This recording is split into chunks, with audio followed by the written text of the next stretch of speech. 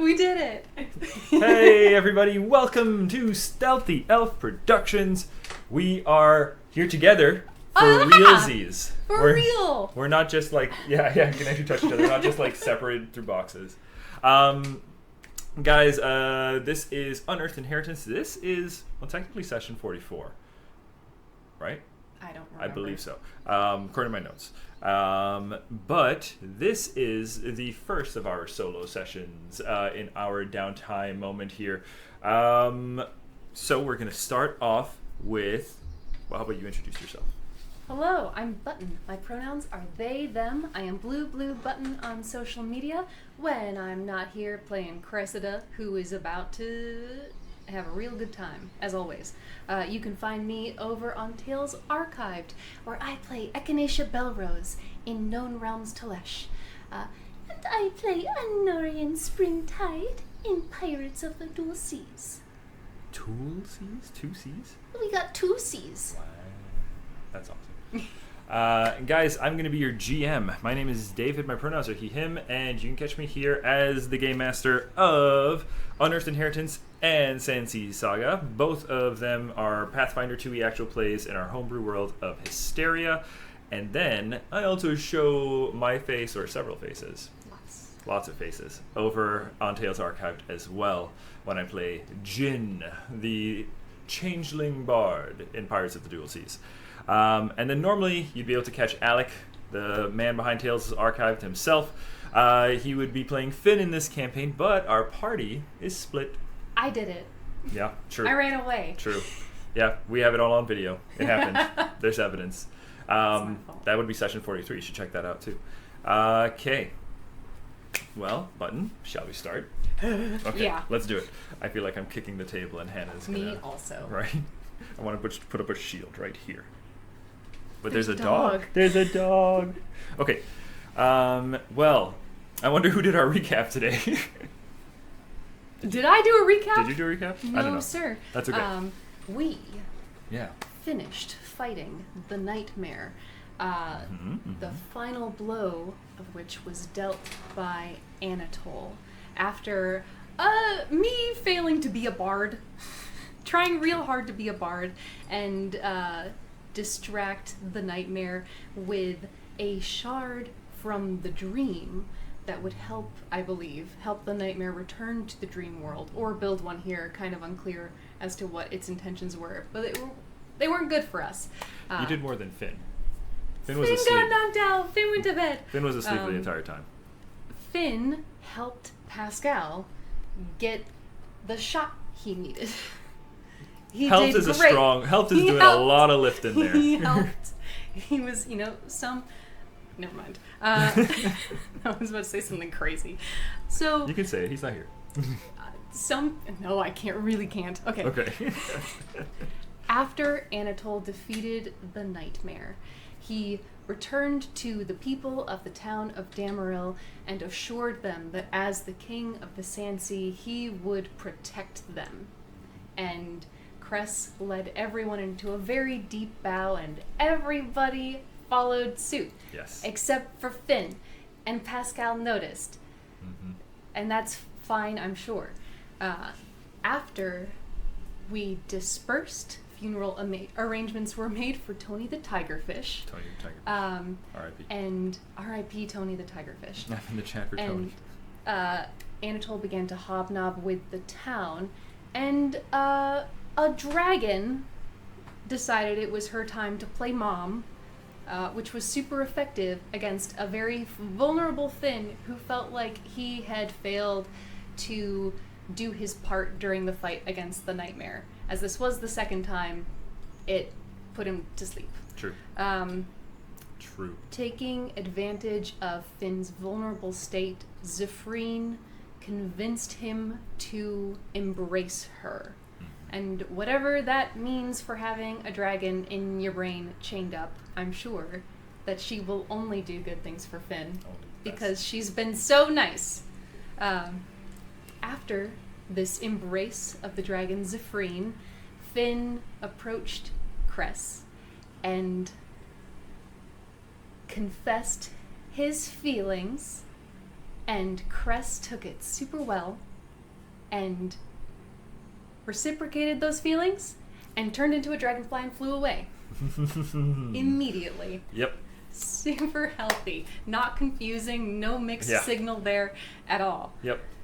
So as we leave, Cress is flying away. Finn grows smaller and smaller in the distance as a pair of scintillating wings carries our druid away.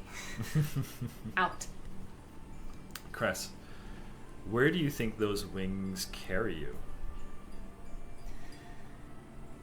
Cress didn't choose the form of a dragonfly. Cress didn't even consciously decide to run away. Their flight response kicked in, and the echo of Varen suffused their body. And at first they didn't notice the sensation of growing smaller. Because being small, being infinitesimal felt right. Cress is overwhelmed by the weight of what Finn has just revealed, by the choice that they made to respond in kind, and they don't even clock that they have fled and changed form until they land at the edge of the sand sea and realize that the grains of sand blowing past them are enormous. Yeah. You find yourself just flying and flying and flying, your wings working heavily as they bring you closer and closer to the edge of the continent. Damaril, Cress, you don't even look behind as your mind is just racing.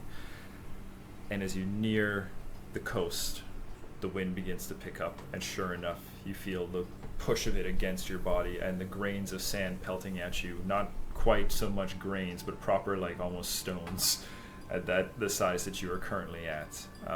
And you find it, of course, now much harder as you hit these coastal breezes. And you can see before you the sand sea unfolding towards the distant edges of it. You can still see a hint of gold as it kind of catches the dunes that are kind of rolling in place of waves, a strange facsimile of waves, much slower, like molasses compared to liquid, but it sparkles a lot like water from this far back. The sky just gold and orange off in one distance, starting to turn into like more of these dark purples and blues as we kind of get a little closer towards Damaril, and you guys are deeper into twilight. And Cress, did you change back to human, or are you still dragonfly? Cress realizes they have an exoskeleton when one of those pebbles, which is actually sand, thunks off of them. Yeah. And it takes Cress an instant to try and shake their head, realize that their body is not arranged in such a manner where they can give their head a shake. Yeah. And as they alight on the blades of dry grass at the very edge where the cliffs give way to sand, feet land on the ground where once there were little spindles. Yeah. Yeah. Sorry for the clap. And the wings fade last as Cress stands up from that diminutive stature, unfurling, iridescence sort of glimmering off of them and folding into their tattoos, which roil along their body, the waves becoming slower and slower as they gaze out upon the impossibly slow and unliquid rolling sands. This desert where their home used to be. As the wings finally fade, they wrap in around Cress like a cold embrace.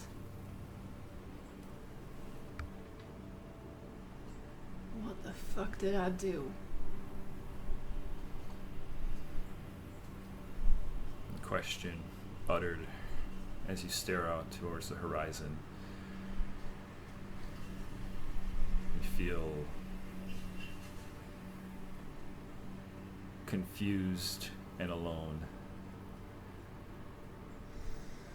A little chilly, of course.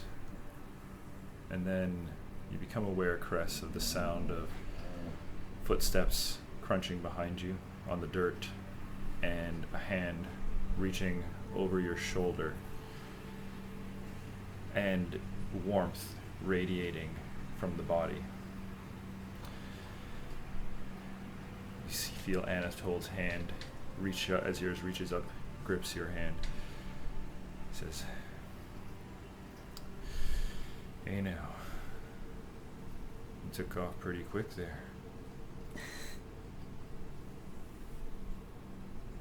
I didn't even know I did it. I'm sorry. Kisses you on the side of the head. Says, "Well, now you got nothing to apologize for, Chris." Yeah, I do. I'm supposed to be your hand. That he squeezes your hand and kind of pulls it off of your shoulder and says, "Your hand's right here. Now you don't have to talk about it. If you want to, you just need a moment. I'll stay here with you if you want me to."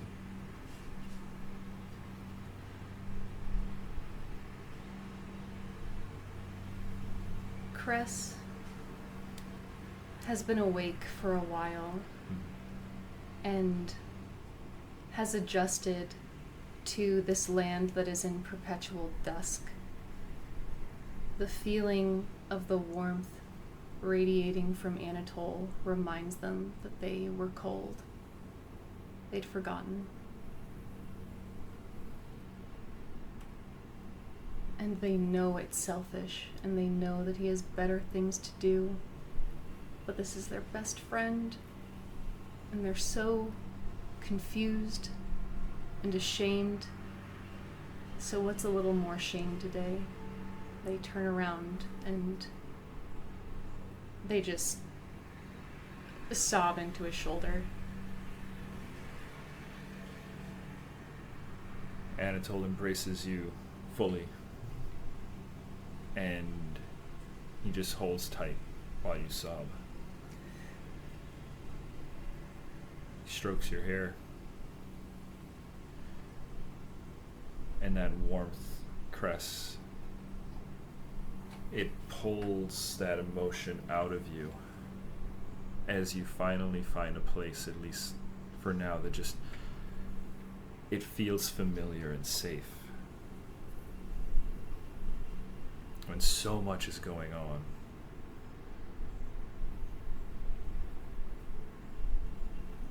Anatole doesn't say anything as he just holds you.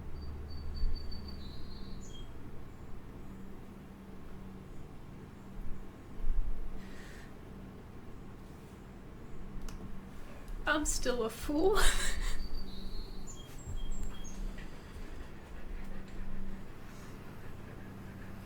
Now, why would you say something like that?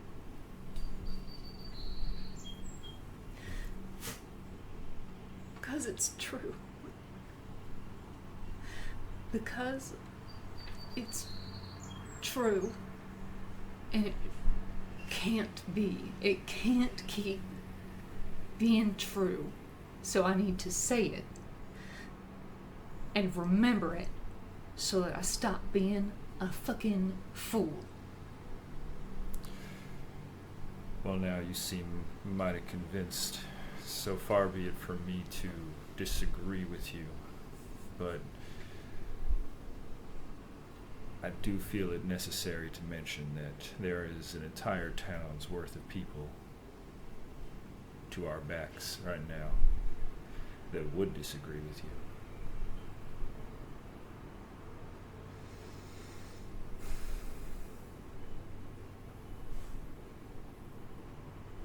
I hate it when you're nice.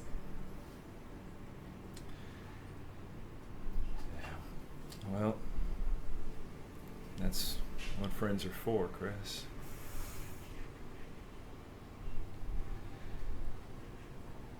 after everything we've gone through, well, I think niceness is in short supply. Cherish it when we can find it. Yeah. I hate it when you're wise too. But Well, hey, now I'm a king. no. I'm supposed to be wise. Cress is speaking petulantly, but Yeah. is starting to laugh. Yeah. And they look up at Anatole. And there is this dual competing feeling. This acknowledgement they've made, and perhaps enlargement of the acknowledgement that they have behaved foolishly, blown out to say that they are a fool. And from that comes shame, humiliation, but Anatole's words and the concrete evidence cited,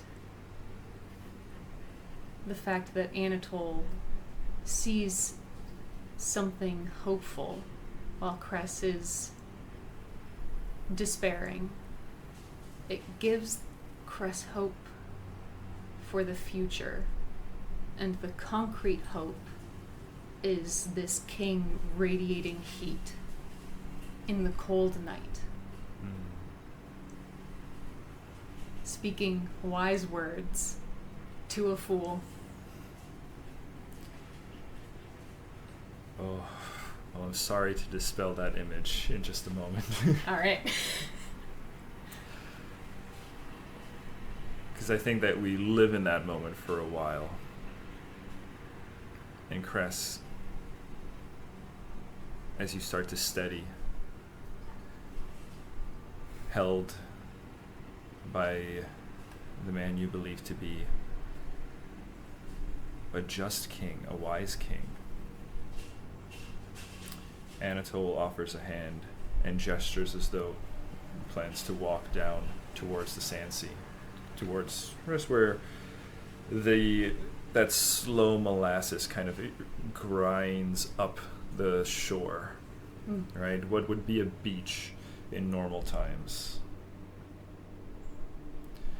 And he offers to walk you out towards the tide. Yeah. There's no question or hesitation. Cress takes the hand and goes where Anatole leads. As you begin to step out towards the sand, Cress, you start to notice Anatole pulls you close, and he even says, "All right, stay close now." And I think after the nightmare separating Anatole and Cress in the dream, there is a very tight grip on his hand. The stay close is taken very much to heart. And I think there's even a moment of acknowledgement, just as like that flicker of the fear of remembrance crosses Cress's eyes, and their hands grip, and then they kind of laugh at themselves up at Anatole, like, as close as I can get. All right, then. And as you guys make it to the edge, and you start to step out into the water, into the sand, rather than your feet kind of sinking between, and for example, like the sand pushing through Anatole's toes, it stops, and as his foot lands, the heat that radiates turns it into glass. It vitrifies? It does. He's so cool! Oh my god! And it kind of spreads out, creating little glass stone path, like a little glass pathway where his foot radiates. And the two of you, it holds, as you start to step out, Cress, I mean, there is cracking that happens as the weight shifts. It's not a full, thick sheet, but it's enough that the pair of you can start making your way out on the sand sea. Walking on sand. There's this The Cress from before the apocalypse emerges for the briefest moment to just go, what the fuck? And just giggling is like tiptoeing on the glass as it forms very close. Just yeah, because you have to like catch it just as his Yeah. foot leaves, Before right? it Like you're shatters walking too, yeah. where he steps. Yeah, and he's kind of got the hand trailing back behind you, and he says, "Well, I imagine this is going to be a bit trickier for you than it is for me." I'll walk in your footsteps. Well, I don't know if I'd necessarily advise that, but it's nice to see you smile again, Chris. Do you mind me asking? Correct me if it's not my place, but it seemed as though Mr. Reese, I suppose, or Mr. Reese, he kind of hesitates between calling Finn. It seems something upsets you. There aren't any questions off limits to you. He didn't do anything wrong. He didn't do anything unkind.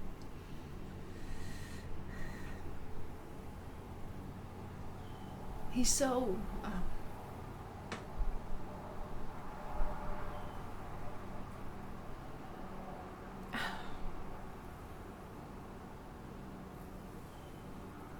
As you struggle for the word, Anatole just blurts out, "Young?"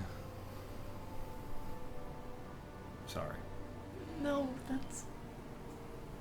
I was trying to find a way to say it that still acknowledges that he's a man. But he's so young. He's so young.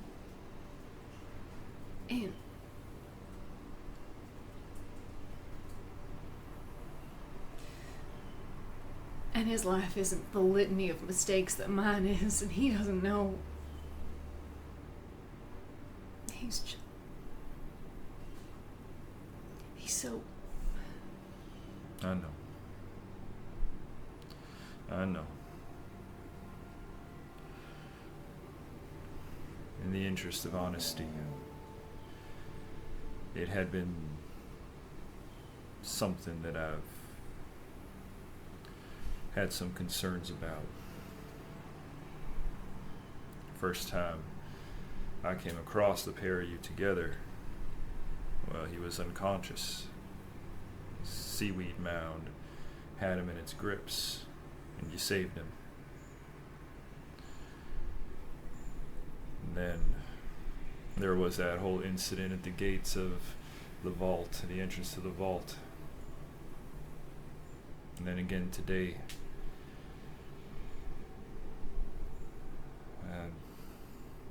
I'm worried, Chris. I know he cares for you. That much is obvious. But where you and I gotta go, the paths that we have to walk, well, I don't know if he's got it in him. Not yet, anyway.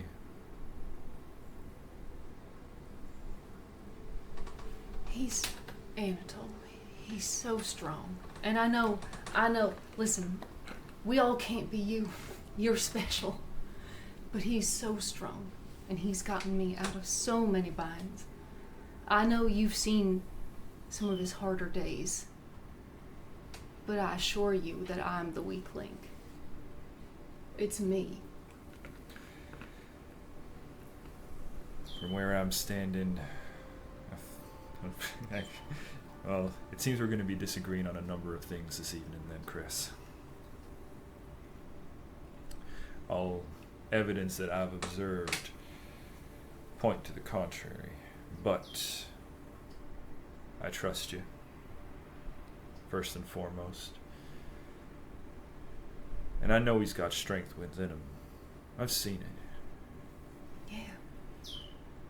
But strength and youth Well, that's a dangerous combination. Strength tempered with age and wisdom. Well, now that can be a force to be reckoned with. That's the kind of things that my daddy used to tell me kings are made of. And when I look at Finn, well, I think it's obvious that he's got the makings of a king within him. Cress sort of pauses at that. I don't think he wants that, Anatole. Maybe he... Well... Maybe not yet. But one day... Let's not forget, he's also got a dragon within him too. And dragons... Well... They are fond of two things. Wealth and power.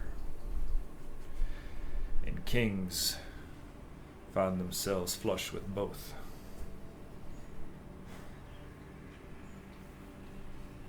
I think those words can mean a lot of different things to a lot of different folk. And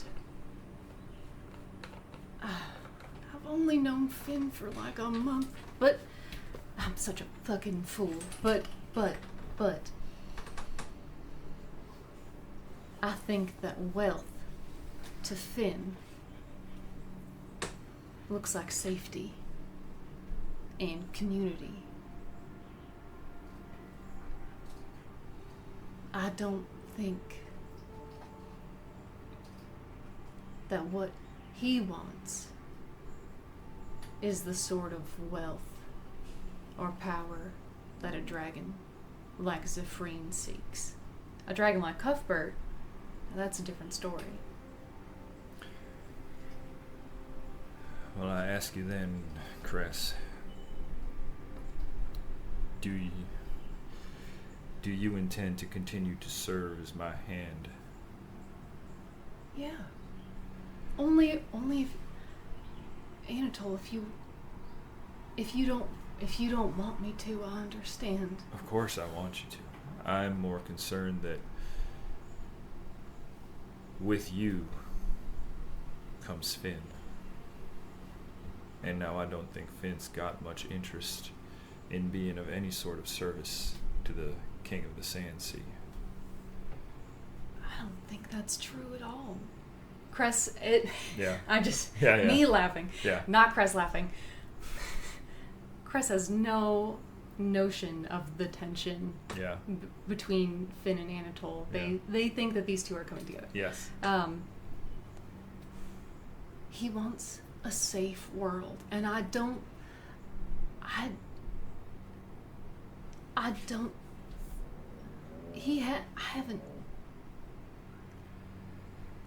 think his goals align with ours. He wants the world free, not just of the monarch, but of the violence and the cruelty thrust upon it by those figures that came before. Well, I assure you we are in alignment on what we think his intentions are. His methodology, though, is where I reckon we might have different ideas. I think it's my fault. If that's what you're seeing, then I think it's my fault, because I have been a poor example. No. Yes. I'm not sure if I had the chance to tell you. Do you remember when the fractal was coming down upon us? Oh yeah. That's burned into my memory. Heat of battle and tough decisions had to be made. Well, shortly before you all deployed down to the caverns to invade Black Reef, well, Finn made sure to let me know what he thought of my leadership. And it's just simply said, he made it clear that he was of a different opinion as to what makes a good leader. Now, I hold no animosity towards him for this. Battle draws passion out of everybody.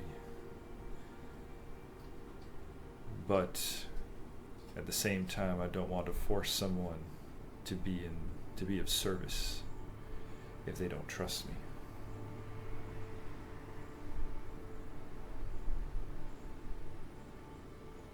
Cress processes that.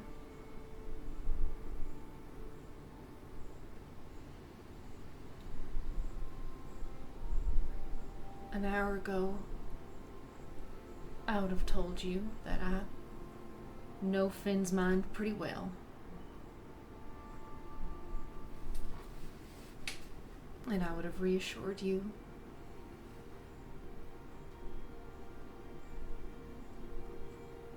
But I have my blind spots. But I think... What did he say? What did he want? Well, he just made it clear that my decision to pursue the fractal was not a decision that a good leader would have made. Now, a man's welcome to his opinion. I won't deny him that.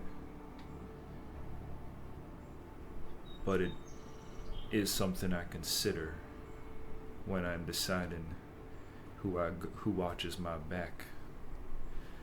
As you know, it's something of a known vulnerability of mine. And Cress, I mean, you are behind him. Yeah, they see that scar. Yeah, you don't see his face. Yeah. But you are behind him. And just what I'll tell Button is the spark in Anatole's eye is something that who he may be thinking about should be concerned of. Oh no. Okay, Cress can't see that. Anatole, I do. So think maybe the little foot stones, the little foot glass pad gets a little thicker. a little right? hotter. A little hotter, right? We just get a little temperature. We go up a few degrees. Anatole, I think that is my fault. And I'll talk to Finn, but when I met Finn in the Ironwood, my only goal was finding you. I had nothing beyond that. I didn't know what I'd do if I didn't find you. Keep looking. Just look forever. And once I did find you, I didn't leave you. I think when you went to the fractal and we went to the caverns, I think Finn saw me leaving you. And he saw how scared I was.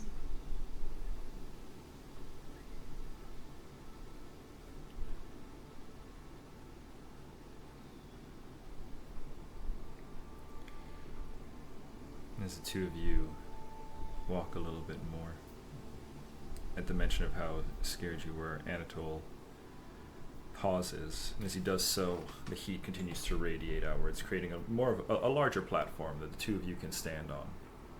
And he turns to face you. He says, "I'm sorry. No. I scared you." You don't have to apologize for doing the right thing just because I'm a fool about it. You're not a fool. It's true.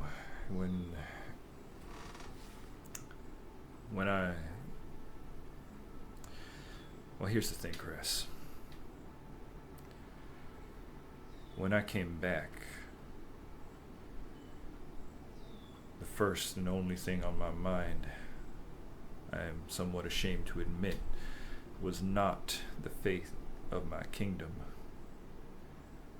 but to find you. The two of us, well, Cress, nothing's going to keep us apart. Nothing. Cress grabs his hands, and they're so hot. Yeah. They're making glass, Yeah. and despite, I think, that burning sensation, they just hold his hands tight. Nothing. He says,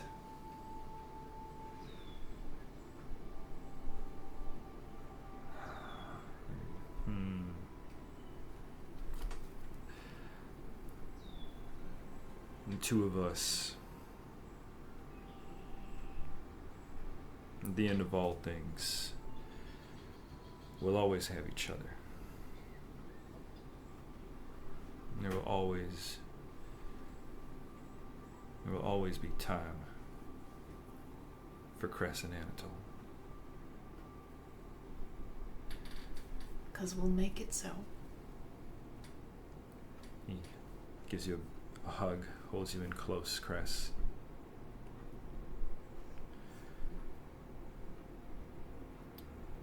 And after a moment, he goes, I'm sorry. I had intended to offer some distraction as from all of the events of the last couple hours. A moment of brevity. This is better than brevity. You know, there is something I've been meaning to experiment with. A power of mine that's I've recently become more aware of. What is it?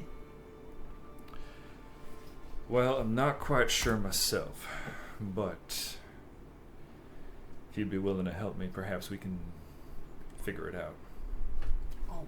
Always. Cress jumps a little bit, and the platform wobbles a little bit. Yeah. Sorry. They there's a little crack. They square, straighten, freeze. Yeah. Sorry. Yeah. Well, we're good swimmers. I'm not worried about it. I'm not too worried. All right. Well, hold on tight now. Again, I've only played with this and it's worked here and there, but this is a big attempt. And Cress, as Anatole holds you, he pulls you in close. He kind of presses his head into you and he kind of lovingly holds you. The glass beneath you begins to heat up at the edges. From your vantage point, Cress, it is difficult to make out what it's doing, but from above, it starts to eject little streams into other directions, creating the symbol of a dragon. From above, that's what someone would see, but for you, Cress, you just see flames starting to kind of light along the sand where it shouldn't. You feel the heat kind of building as the flames begin to climb and tower over you. And then, Cress, all of a sudden, they close in. And you find yourself standing in the heart of the flame, in Anatole's arms. The fire around you so bright that it blinds you from all else beyond it. As you exhale with that same rush of air from where you're standing, you are in the heart of flame. Anybody else that would have been looking out over the shore that night would have seen a gout of flame take the shape of a dragon and blink out of existence. Oh! That's fucking right. Cress. Yeah? In the span of that exhale, I love magic. as your breath, you just reach the end of it, just as you are ready to inhale again. As you do so, smoke kind of catches flowing into your lungs, but it's not a harsh burning sensation. It's more of a tingling of the nostrils. There is the smell of slightly sulfuric, right? Where Cuthbert's magic tends to be very, metallic and ozone-y because of the lightning. Yeah. Finn's as well. This one is very smoky, right? Anatole's is, because it's primarily fire. Yeah. But as it clears and your vision starts to find itself again, the brightness of the fire starting to recede, and the picture of your surroundings starts to solidify. Well, Cress, you very quickly realize you are not where you were before. You now find yourself standing on the top of a mountain. And at the top of this mountain, you can see there are two more mountains. There's a long mountain just ahead of you, and off to your right somewhat there is another mound. And you are quite high up, but the sound is another thing that hits you right away. It is a sort of like droning din. And I should also mention that you are still within the Twilight Realm. Cress, as you stand here and you look out, let's go ahead and get our first roll of the session. Oh. Give us a perception check. 16 plus 14, 30. 30 is an excellent roll, Cress. You recognize where you are. Cress, Button.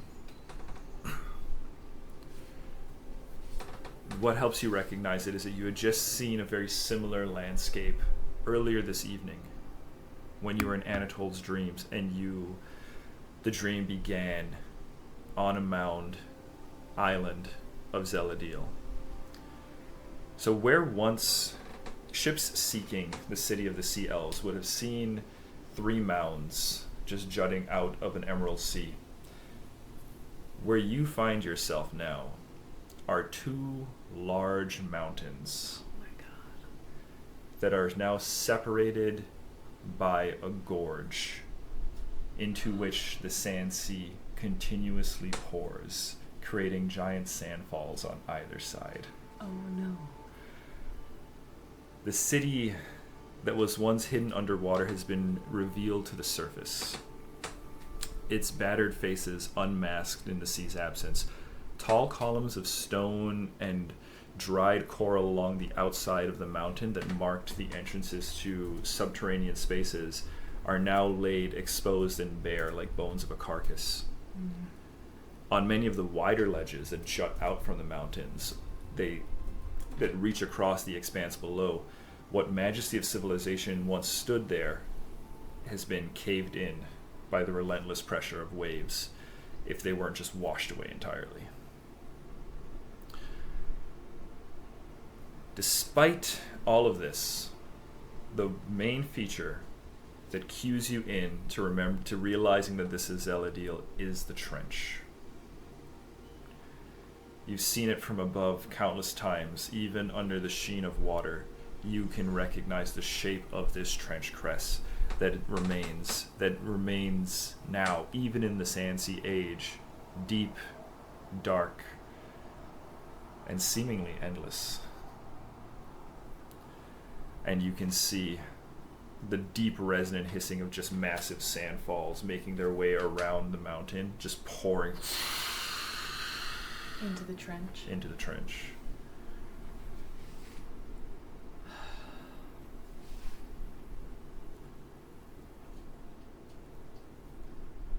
That same feeling,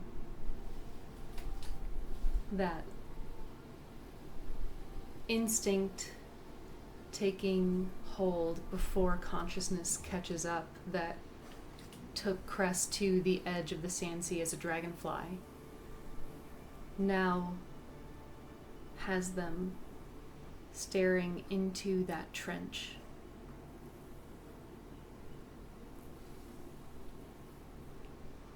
There is this sudden rush of memory, and for an elf, it's like falling into a deep and dark tunnel.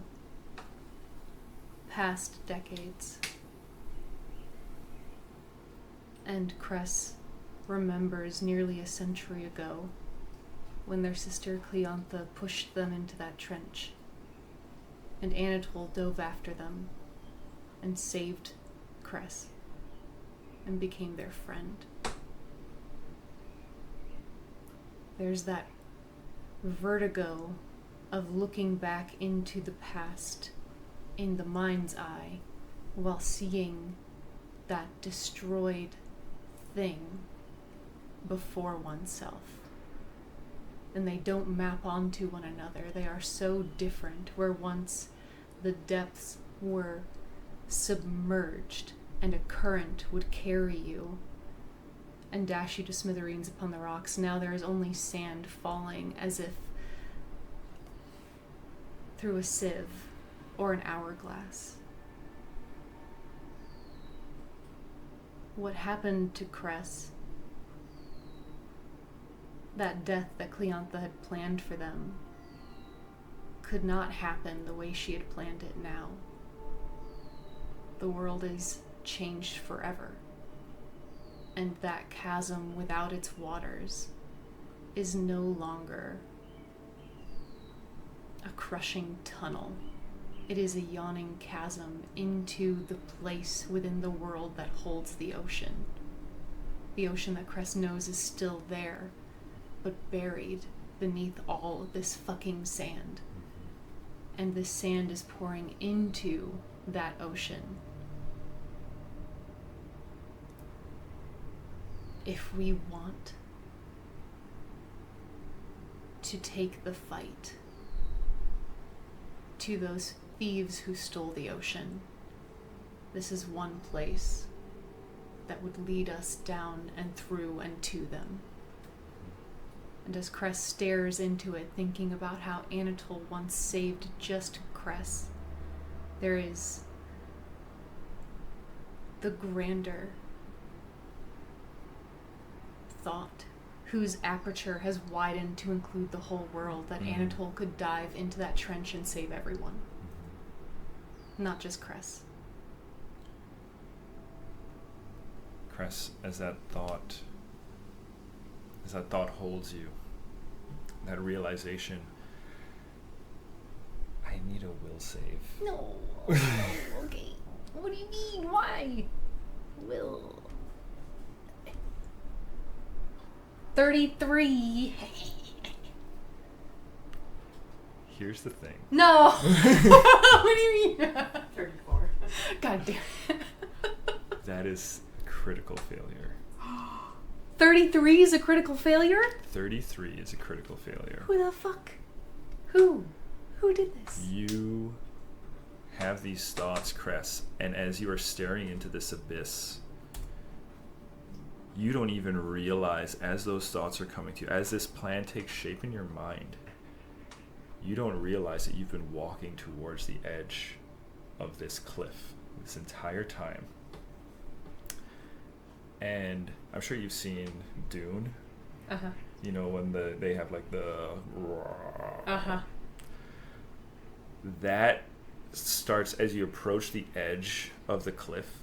You can almost feel that sound, that voice, a voice, pushing up out of that gaping wound in the world and pulling you forward. And it almost sounds familiar. And just somewhere in there, Cress, you hear the word, or maybe it's a name,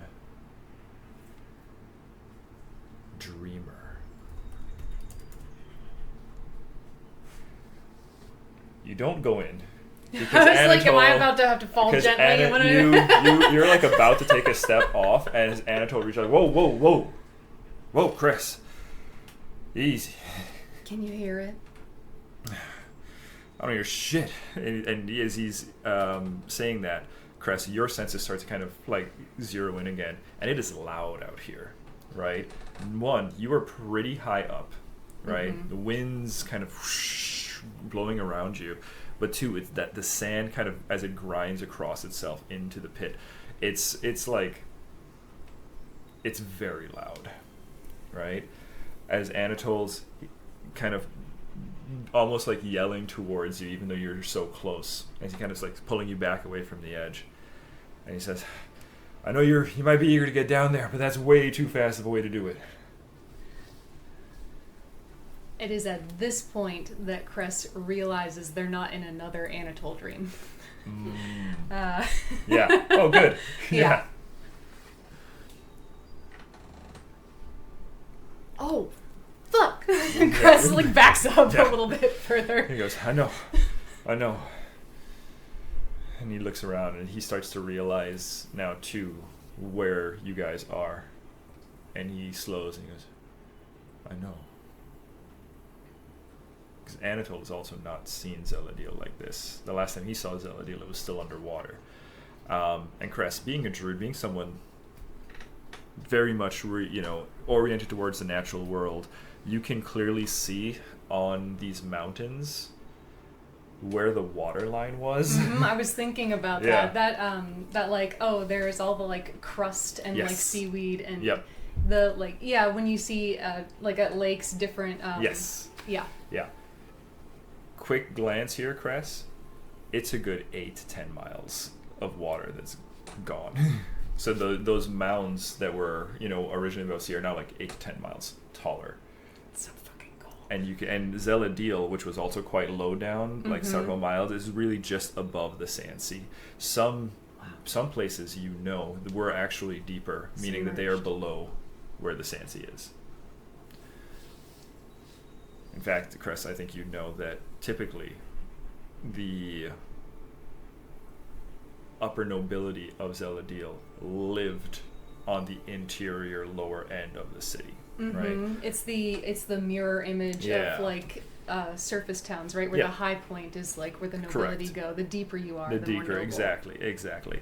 Let me get a perception check too from you while you're here. Where are you? Can I just roll initiative to do perception? It's the same. Yeah, sure, go for it. 36. Oh, nat 20. Oh, that's really good. Okay, Cress, with a nat 20. Rolling hot. Yeah, you were rolling real hot. Okay. Something that you realize immediately, right? Standing at this vantage point you've seen countless times throughout your life, right? You can't count how often you've stood up here because you actually do know that right beneath you is the Royal Bestiary. From this point, though, what you see is Zeladiel. Zeladiel was actually a very bright city, despite being underwater. So from the surface, from the top of this mound, when you look over, you would have seen a sea alight with bioluminescent glows, just of all different colors when you look down. Yeah. Now it's just sand. No lights, except on the mountain furthest from you, across from the trench. You do see light playing across the surface. You can't quite see the source. You know, like when light gets refracted with a critical success, when light like gets water. on, like water, right? How it like creates that shimmer, right? Though where water would kind of like move around a little bit, these shimmers are fixed in place. It's almost as though someone is shining light through a prism, and it's like painted across the mountain, that mountain of Zeladiel. With that thought of light being shown from a prism, can Cress track back to see where the light is being shown from? Yes. It would be on the other side of the mountain that is to your right. So you can't quite see what it's refracting off of, but you can kind of tell now, triangulating, Zeladiel is on the border of the twilight and the sun hemispheres. So, because Zeladiel is actually a bit further east of Damaril, it's much further out, but it's also quite a little bit further east, so it does hit more of it hits more of the border. So you do get a better, you do get a brighter sun over here, but you still see like twilight far in the distance. And there's this chasm here. There's this going chasm here. presumably down to where the inheritors, whatever the fuck they call themselves, the inheritors, like chasm. And then Cress knows that I'm trying to remember. On the opposite hemisphere, not the perfect, like, opposite. Like, you couldn't make a perfect pole through the two of them, right? No. But there is another. There's another hole giant hole on the opposite hemisphere on this side. Yeah. Almost like if you stuck a dowel through, like, the topmost part of an orange to have, like, more of it hanging. But, like, does it seem... I know that this is a lot to ask for on one. Let's see, because I can kind of use my hand here. So, like, this is the hole that you saw on the map, right? Mm-hmm. Like, if this was kind of the globe. Yeah, the Zeladil... And then we're where? You would be kind of, like...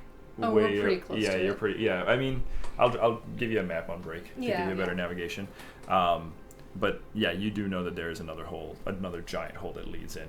But as for the source of the light, yeah, it looks like whatever obstacle is catching the light and shining it onto that mound, you can't quite see that because it's just on the other side of another mound. But there is a thing to that rightmost mountain from where I'm standing. Yes. And it is catching and refracting light onto the other mountain. Yes. Yep.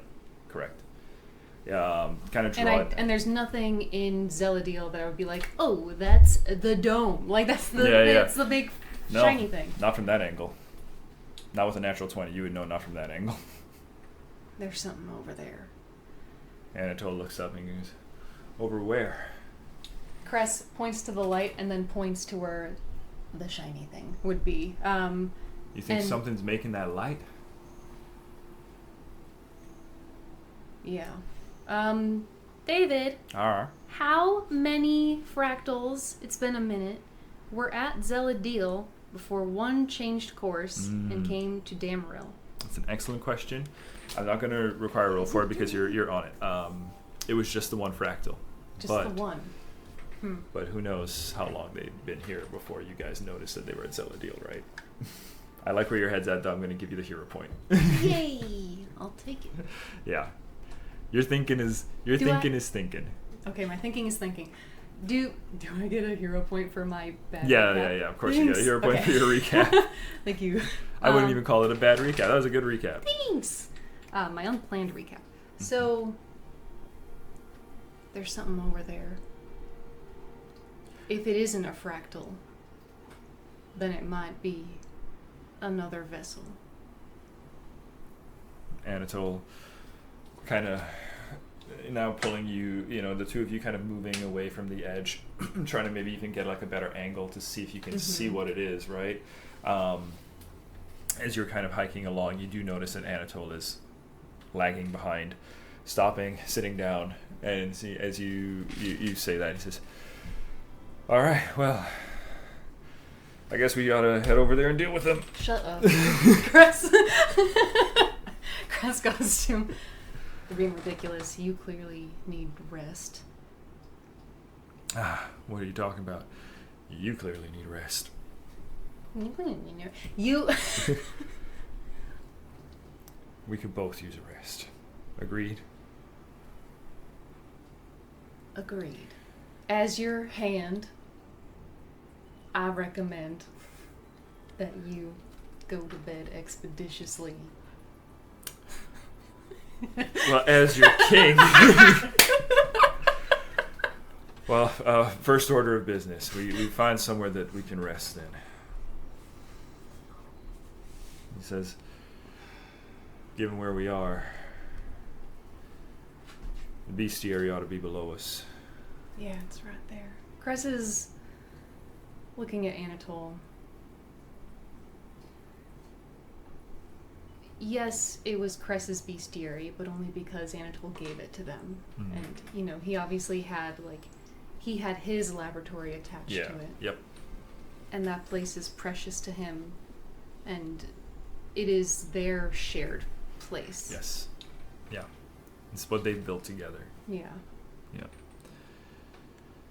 It's not gonna be pretty. I know. But we gotta see it one way or another.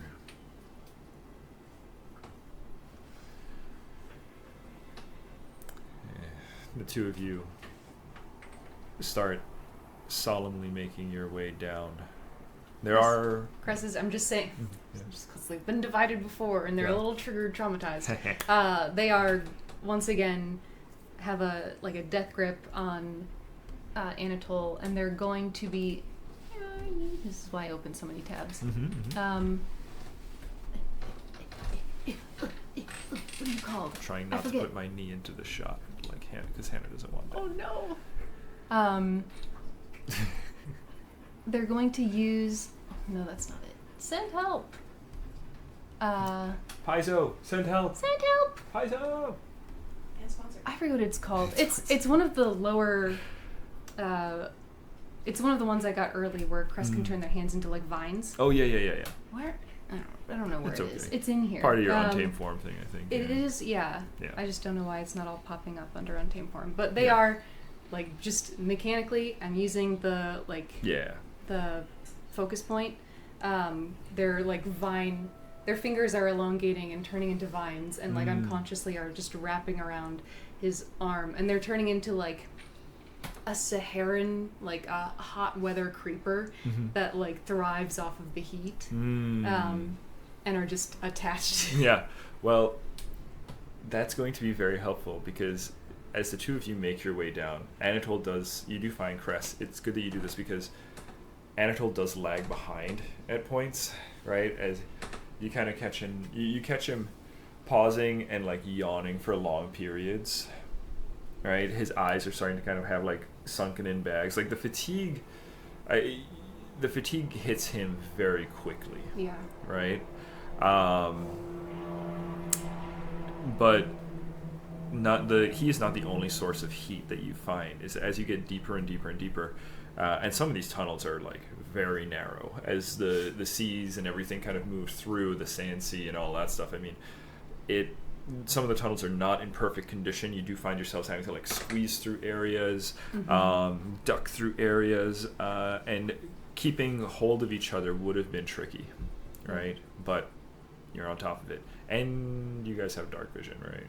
I forget. I believe. I think I do. Yeah, I'm pretty sure elves do. Where are the things? Oh, you have low light. Low light. Yeah, that's okay because it's a pretty narrow passage for the most part. When it does come up, if it gets too dark, Anatole can easily do a cantrip even with his fatigue to give you a little bit of light. But you do start to find that you get towards the heart of the royal bestiary, and the heat changes. Anatole starts to become less the heat source as you find yourself moving into very, very humid space. As you enter in, kind of a lot of these passages that would have led to the top area, passages that you would have used for taking some of the flight animals, to kind of go stretch their wings, that kind of stuff, right? For easy access, come and go. They have, platforms as you kind of stand on one of those platforms looking out over the bestiary. One thing that stands much in contrast to the bestiary that you remember is how dark it is now. There are still these giant shafts of light kind of that punctured through in different places in the mound. And from your vantage point and with your low light providing somewhat low light vision, that's at least effective enough for you to see that a lot of the plants kind of congregate around there, right? You know how plants kind of fight for light? Yeah. Right? A lot of them are kind of moving towards those shafts, kind of creating a very weird disorganization of the bestiary that you once knew. The bestiary of old, Anatole and Pascal had set up these elaborate mirrors that would catch like refracted light, hit some of the gemstones and crystal formations in the cavern. And the bioluminescent creatures that we cultivated in the space. Yeah, and it would kind of brighten it all up, right? Creating a facsimile of daylight almost, right? That still had like, if we want to get technical, UV nutrients and stuff, right? It was a greenhouse. It was a greenhouse, right? An underground magical greenhouse. But now it is barely that. It is overgrown. It is very humid. And you can see the plants are very much competing for each other. So the light is one thing, but the other thing that gets you is the silence. This is a space that was never that silent. You could always count on bird song, right? And even you, Cress, innate, you speak wild song, so you are attuned to this sort of like natural rhythm of the creatures around you. Yeah. It is quiet here. It is silent. It is empty.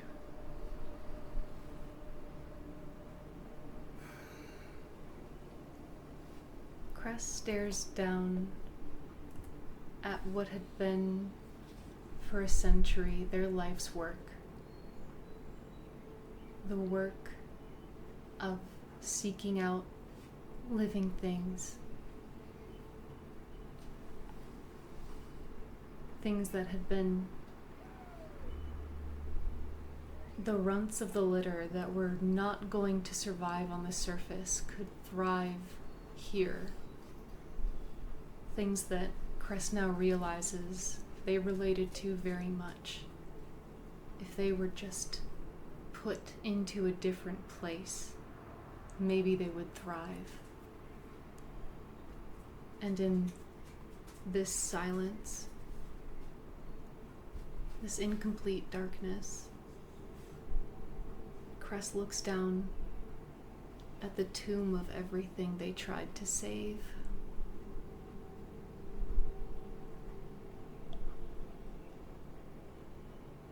They remember rolling with the feline creatures in play and battle, learning just how sharp a claw could be. They remember gambling and tumbling with these little bears, teaching them to be gentler with the creatures around them on a body that could heal itself more easily. They remember all the birds and butterflies, these fragile and delicate creatures.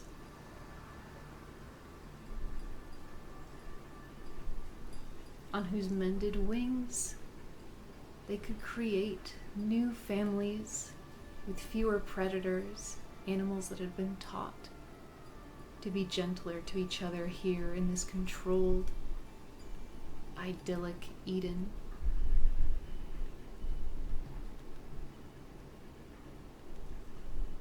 And those fragile lives, that delicate balance that Cress had sculpted over a century, has crumbled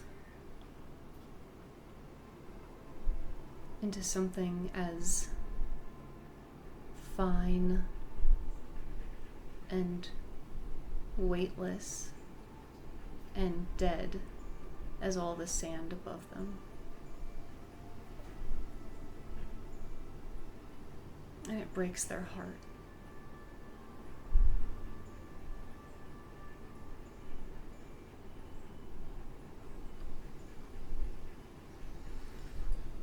Yourself and Anatole stand at the edge of this platform, both wordlessly staring out over what remains of the work the two of you produced.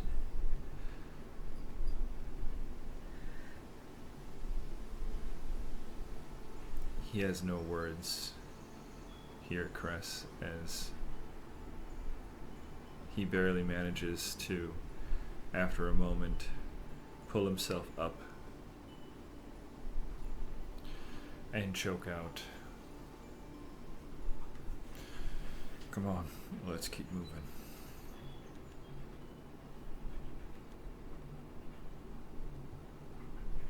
I think, in a way, Cress doesn't cognize. This is the place where they find their backbone and strength. They take up Anatole's arm again. Wordlessly, they head toward, I think, his laboratory. Yeah. And as they do,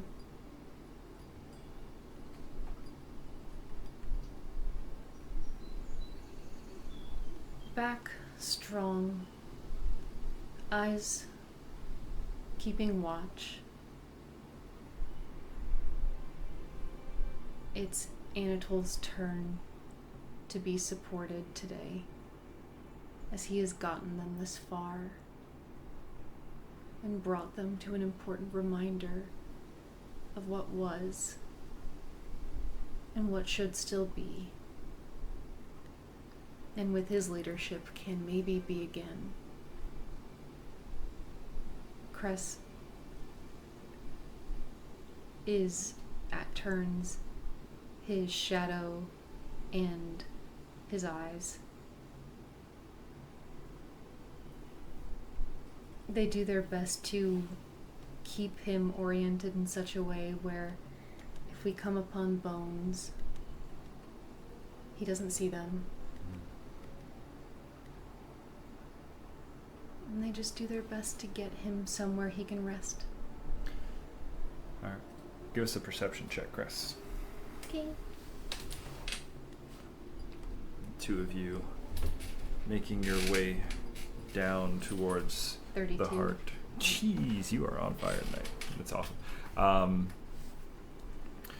While there are no animals or people immediately obvious, Cress, some things that do catch your eye as you are wandering. Maybe Anatole, like, missed a step, we'll say, right? And you kind of scooch in, and your foot kicks something, and you look down, and what you realize that you just kicked is a child's doll, a toy. And as you look around, Cress, you know, kind of picking your head up away from kind of just constantly focusing on Anatole, you see a few makeshift shelters, evidence of people setting up temporary living spaces here in the bestiary. It makes sense. As you look down and you pause, Anatole, what is it? What'd you find?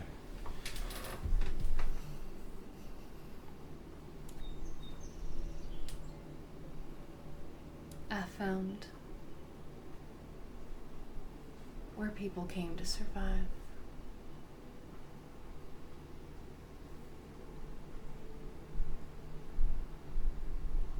Anatole picks his head up and starts looking around. He comes to the same realization.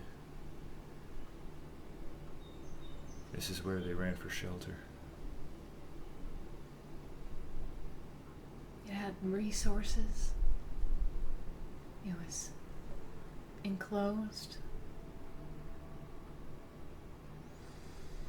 Does Cress see any sign that the Axiamites have been here? Go ahead. What was your perception again? 32. 32.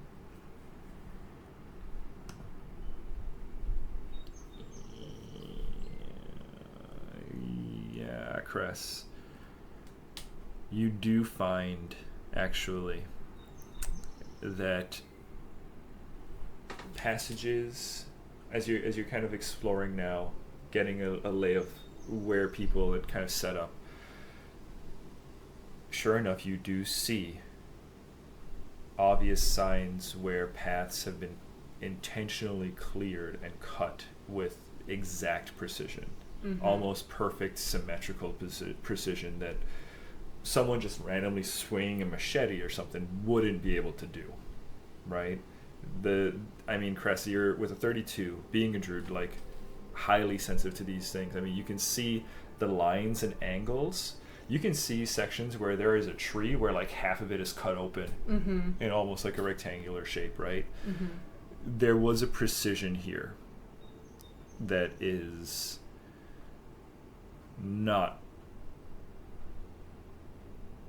alien. It's alien, and the people of Zeladil wouldn't have thought to do it.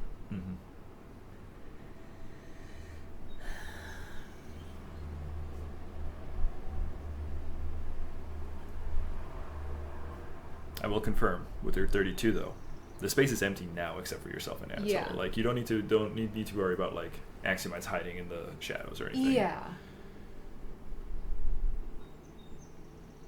But yeah, you see the signs that they may have passed through.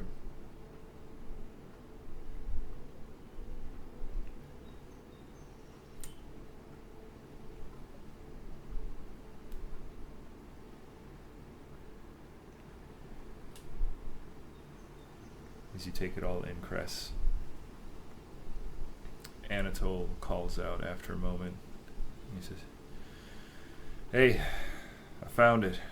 And you can see he is pulling back some overgrowth of some plants that obviously, because I mean you're the animal life, the fauna that you provided a nursery for, Mm-hmm. like they're obviously gone, right? But a lot of the plants have remained, and some plants are still doing fairly well. Yeah, they found their light. They find their light, right? And the ones that were kind of growing, like it was kind of a difficult trek down, right? Like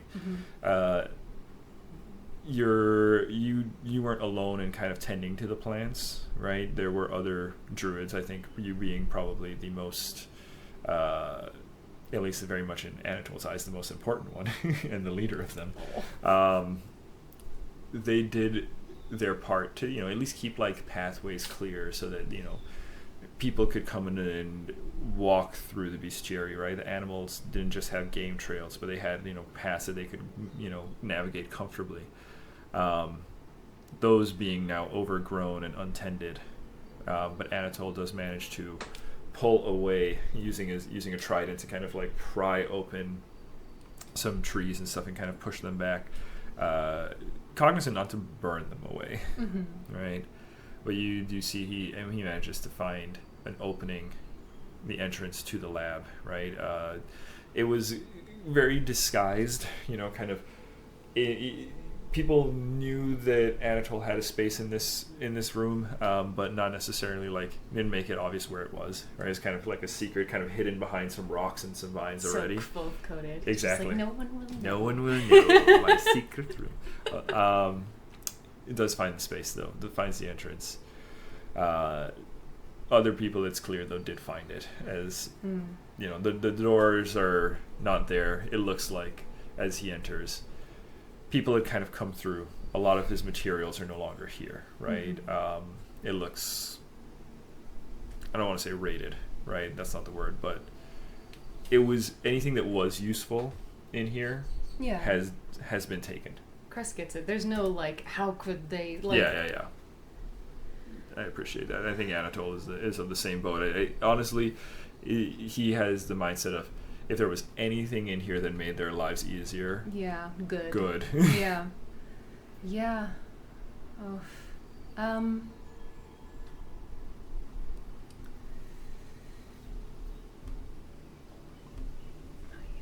Oh my God, sorry, there are so many tabs. You're good.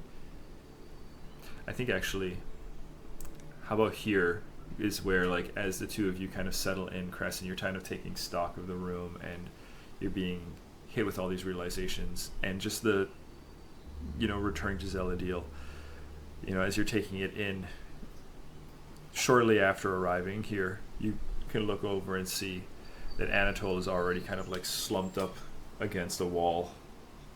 Yeah. Find it, the feeling perhaps of making it to a safe space, making it to a space that he has fallen asleep in countless times before. His body just can't quite take it. It can't quite find the energy to keep going even a bit further as he enters in. The two of you do an initial scan of the room, and once it's been determined that, okay, there's nothing actively trying to kill us or anything in here, right? Just the weight of it all, Anatole finds himself in a chair, and as you turn around from one glance to the next, he's already nodded off. And it's that vertigo feeling again of being somewhere that you've been so many times, especially in your youth, returning there as an adult and having that unmooring sensation of memory overlapping with the present. Cress, like they have thousands of times, gets him properly settled, braids his hair, he falls asleep, like, good and properly with, like, the first 4 strands. Oh, yeah. But they braid it all. Yeah, as you kind of get him out of the chair and, like, you're trying to position him, he's just like a zombie. And they let him, this is a part of how he falls asleep. And after his hair is braided, they wind it in a coil and lean his head back so that it acts as a pillow. Oh. As they've done thousands of times. Once upon a time, they would cover him in a blanket. He does not need a blanket anymore. Not need a blanket anymore. Save the blanket. And instead, because they're not going to sleep, and because they need to know what happened here, they arrange around him a sort of safe space. A space that, if you don't mind, they'll cast Tanglevine over and over until they make almost like a Sleeping Beauty bower around Anatole. Yeah. If nothing else, anything that tries to get in here with him will make so much fucking racket. Yeah. Yep. That Cress will hear it and he will hear it. Yep. And it's those same hot weather creepers. Yeah. I think their leaves kind of rustle and like bow toward him. Yeah. And with him settled and asleep, just the same way he has thousands and thousands of times, Cress takes a breath and steps back out into the threshold to see what happened here. Okay. And Cress, as you take that step, we'll take our break. Hey. Oh, it's so sad. Oh, it's so painful. Oh, no. Oh, sell a deal. Yeah, you said, oh, we're doing a post-apocalyptic campaign where we destroy all the oceans. I want to be a sea elf. I want to be a sea elf. It's immediate. Yep. Make it sad. Oh man. Yeah. This is the sad. This is what we've been waiting for. We've been waiting for this sad. Oh. Well, guys, we're gonna take a moment to get a drink of water, let these dogs out, and stretch legs. So you should do the same, and we will see you in a few. Have a good one. See ya. See y'all. Shh.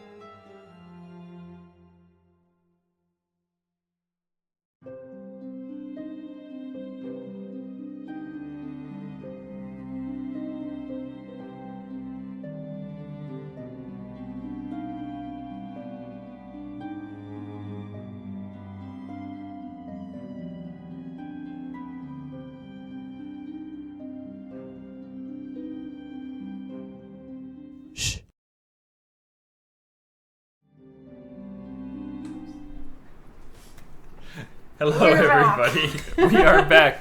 Welcome to Stealthy Elf Productions, or welcome back to Stealthy Elf Productions in this case. We are here for the next part of session 44 of our Unearthed Inheritance campaign. This is a post-apocalyptic homebrew setting. And Button is playing Cress Estuary. We are going to be returning to, well, some pretty sad times for Cress. My home's been destroyed. Yeah. Yeah. So, in myriad complicated ways. yes. Yeah, that's true. In more ways than one. Yeah.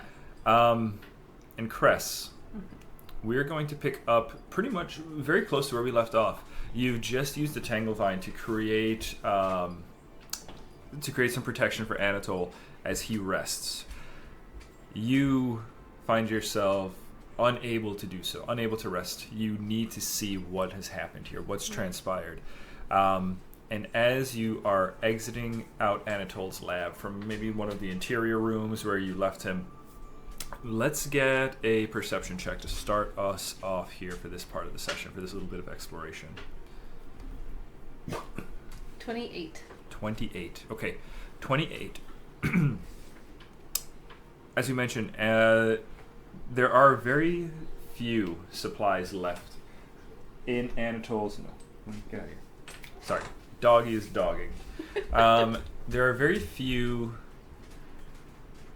There's very few things to salvage in Anatole's lab. Whatever was there that could be used has been used. People have taken what they can, and again, in hopes that they've been able to find some semblance of aid. But that's not to say that the room is empty. Mm-hmm. There are still things scattered about, littered about, and one of those things catches your eye just in the low light, maybe a shaft of light that's just kind of like angling towards Anatole's lab here, just breaks through, and a little glint catches your eye, and that glint, you see the source to be the Orome seal. You find a page, a piece of paper with Titus's seal on it. I'm assuming you read it. Yeah. Cress plucks the seal off of it, and it's wax. Yeah. Presses their thumb into it. Nice. And then opens up the scroll. Nice. What you find, Cress, as you kind of scan the pages, is what is essentially a discarded or otherwise ignored report and a request by Titus. The report details activity of, I gotta double check the word here, the Sedacthi. Sedacthi are the Pathfinder equivalent to the Sahuagin. So Titus's report detailing their activities in the North Sea, and there is a request to send a mission out to the North Sea under Titus's lead.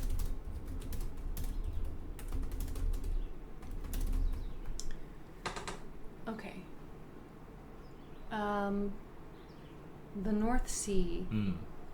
Remembering that map, I have a screenshot of it on my laptop, or not my laptop, my desktop at home. But we didn't see any fractals north of us. There were, all the ones that were near Finn's home. Yeah, so the North Sea expands. Big, okay. Yeah, it expands that whole northern swath of the continent. Basically, the continent, each side of the continent has its own sea: north, south, eastern, western. They're not very creatively named. No. Easy, good. The only exceptions to this is the Sea of Serenade, which was the thing in the middle where the big hole is now. Yeah. And then there is a stretch of sea known as the Corsair's Main, which is where there's a lot of pirate activity, and that's just kind of between the western and south seas. But otherwise, the seas are just named by their cardinal directions. Okay, so the North Sea would include Finn's home. Yes. Do I know where the Sedacthi Sidaxi. Reveal. According to the reports, they have been raiding villages, coastal villages, up and down that coast, as well as attacking ships. So the report basically details a concerning amount of activity that we have not seen from these guys in a very long time. Is it dated? It is indeed. It is dated. What is February in this one? It is after Anatole has taken. Cleantha. It is after Anatole has ascended to the throne. So it was not made of the previous King Iusis. Right. This is a request made to Anatole. My Google Docs is not working on this one. Hang on. I have another place where I keep the dates. Or not the dates, the calendar. While you're looking, Cress is aware that Anatole was killed in not March, right? No. Yeah. Whatever, I can't remember the name. April. But Yeah. April. Yep. Anatole was killed before the last wave. So Anatole was actually dead for the events of the last wave. Okay. So, yeah, April. Mm-hmm. This is dated to, like, February-ish. Yeah. This is shortly after he ascended. So this is after the invasion was already going on, and Titus is requesting forces on a mission already while the invasion is going on. Follow-up question. Mm-hmm. Do I know where the Tritons live? Duh. The Tritons. The Tritons are like deep sea dwellers. They probably have a few different territories, but they were not very close to coastal Histaeria. They would be very far offshore. But were there any in the North Sea? Potentially. I'd say that's going to require a bit more investigation. Okay. But at least at the moment now, yeah, it's potentially that they have territories out there. Okay. They are kind of... The Tritons are kind of like the Dothraki of the seas. Mobile. You know, they move around. And they actually do spend... You know them to act sort of like roaming paladins of the sea. Like they basically go around saying like, well, we are here to smite evil, right? We've come to save this village. You know, that now raise it to the ground. Exactly. Yeah. Okay. Lovely. So it looks like Cress can ask Anatole about this later when he wakes up, but it looks like the seal wasn't opened. Like this was ignored. You said, or yep, discarded and ignored. Okay. Yep. Interesting. Looks like it was just kind of like tossed among the trash. Now, could it have just been part of the trash that was already, like the room got trashed, right? Perhaps, but it was addressed to Anatole. It was addressed to Anatole and dated very well before he was killed. Yep. Okay. Noted. Cress puts that into their pack. And... yeah. They puzzle over Titus and Cleantha and their choices to ally with the Tritons. And given the nearness of this request, how long it would take to lead an expedition, it doesn't seem impossible to Cress that Titus at least could have been planning Anatole's overthrow in advance, that it wasn't a split-second decision on Cleantha's part. Or if it was not made in conjunction necessarily with Titus. There's no certitude, but Cress's mind is spinning and reflecting on their not father and their half-sister in a way that they haven't in a while. Yeah. You're not back in Zeladil less than an hour, maybe, right? And already you're finding that your family, the family drama is as present as it ever was. Cress lifts their thumb from the seal. Fingerprints everywhere. Pocket that as well. Nice. And they will head into the bestiary. Okay. So Anatole gets killed in not April. Then supposedly Titus and Cleantha leave immediately with the Triton King. Then the Axiomites show up. They don't know, though. There's just the instinct that Cleantha and Titus would have left with the Triton King. And certainly they don't seem to be here. There's been no upkeep. And for whatever Cress wants to say about Titus, like, if he were here, this would be in better shape. Yeah. Good instincts. In Jesus' name.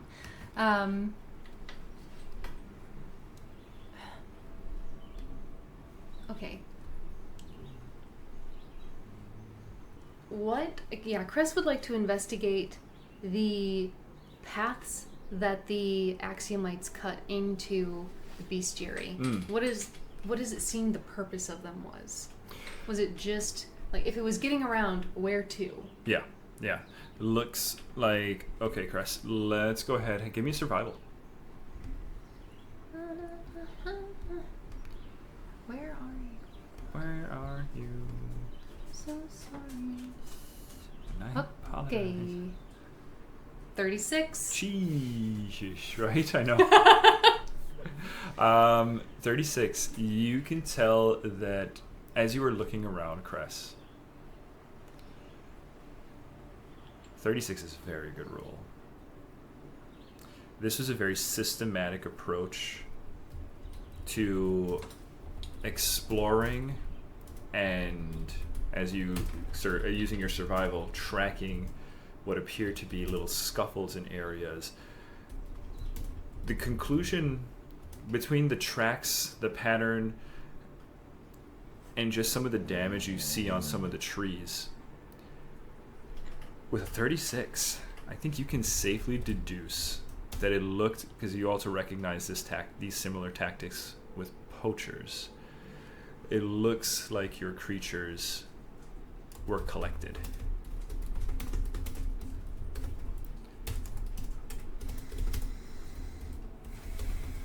Looks like their purpose involved rounding up creatures of the bestiary and removing them from the bestiary. But not slaughtering them. There is no evidence of slaughter. Cress has faced the Axiomites. They will just kill people. Mm-hmm. They will just kill problems. Mm-hmm. So what that tells Cress is that the Axiomites did not view the creatures here as problems, but rather as resources. They're alive, most likely.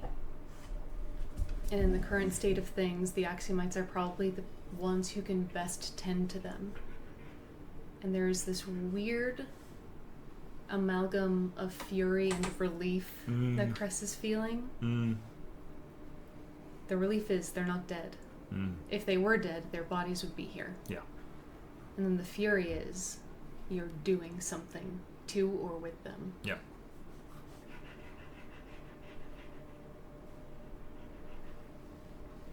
Not for the first time, Cress reminds themselves that Thadril is bad and needs to be dealt with, and the Axiomites are bad and need to be dealt with. Cress is in it for the creatures. I hate everybody except the dogs. Exactly, yeah, pretty much. Leave my dogs alone. Yep. Okay. So, Cress, with the last thing I'll have you take a look at here before I would say your bestiary exploration is pretty thorough. Give me a nature check. And I rolled a 20 not nat. That's wow, bad. Is that your lowest roll of the day? Yes, it is. Wow. Hero points? Hero point. Let's see. 20, not natural. It was in nature. Yeah. I would say this is actually not too crazy, though. Cress, as you... Because with it, this is something you've actually been doing within the last several hours as well. Farming and planting.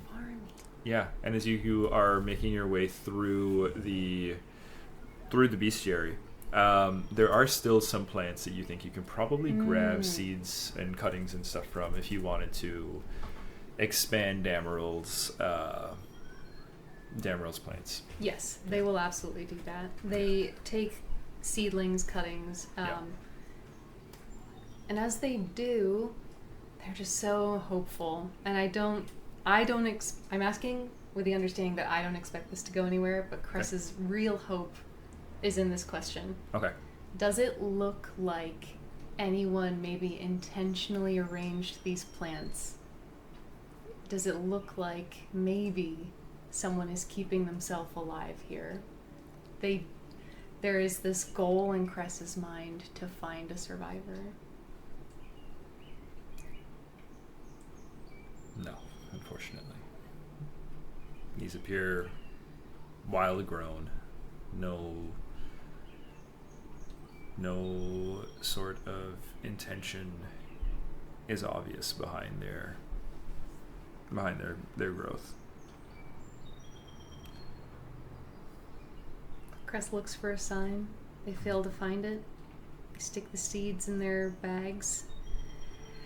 And they straighten up, and they don't let themselves they don't acknowledge any of their feelings about the lack of a sign.